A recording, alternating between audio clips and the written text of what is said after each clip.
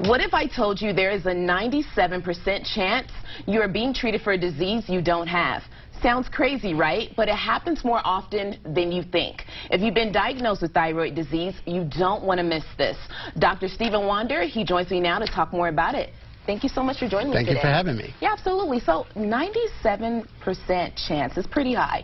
Tell us more about that. Very high. Well, I first got interested in thyroid. My grandmother, when I was about 13 years old, was out to lunch with her and my grandfather, and the first thing she did, she laid out 13 pills. Wow. And I was like, why all the pills? And she was like, well, baby, the first one's for my thyroid, the second one's for my sugar, third one's for my pressure, fourth one's for my cholesterol, fifth one's for the side effects of number 1, sixth one's for the side effects of number 2, and so on down the line. And I saw her health go downhill very quick. Wow. Dialysis, getting her thyroid taken out, and then a couple months after that, she was gone. So I got very interested in this subject years and years ago.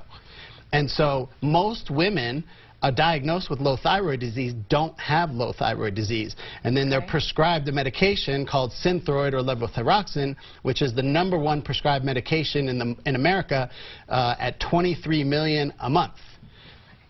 So tell us about the symptoms of thyroid disease. What do we look out for? So some of the symptoms are inability to lose weight despite good diet and exercise. That's why I have a pound of fat right here. Wow. Extreme fatigue, losing their hair. So when they brush their hair, there's a lot of hair in the brush and they can see it thinning. Brain fog is a big one. So I have this Boomerang. There's a software that a lot of women download. It's called Boomerang. And so they can send emails to their boss or their clients, etc., in the morning and then send them out at 3, 3:15, 3:30 when they're brain fog and they're just dead tired. Low libido, moody, and so there's just a lot of symptoms that people diagnose with low thyroid, or if they've actually been misdiagnosed, the symptoms are actually the same. So it's kind of hard for them to even figure it out, right? So if someone is diagnosed with thyroid disease, what questions should they ask their physician? Well, if they're diagnosed and they're on that medication and their symptoms are still the same or getting worse and more, something's wrong. And 97% chance they have the wrong diagnosis.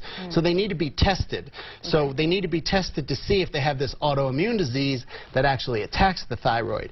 And so that's the first thing. Then maybe they haven't been diagnosed with low thyroid, but they're having some of the same symptoms I talked about. They need to get tested. And then after that, what's very important is they must get individual customized testing specific for them. That can be saliva testing to test their hormones, cardiovascular testing, genetic testing, food sensitivity testing, other autoimmune disease, stool testing, very comprehensive. Most women are just diagnosed on one thyroid marker, TSH, or some might have T3 or T4, but that's far from a full thyroid panel. So once the results of the individual's test results come back, then what they must do is find someone who's going to build them a customized treatment plan from the ground up specific for them, because that's the only way to handle this type of autoimmune disease versus thinking that they have too little Synthroid or levothyroxine in their body and that's going to be the treatment. Doc, this was really informative. Thank you so much for joining me today. Thank you for having me. Absolutely. For more information, you can check out Dr. Stephen Wander's website at drwander.com.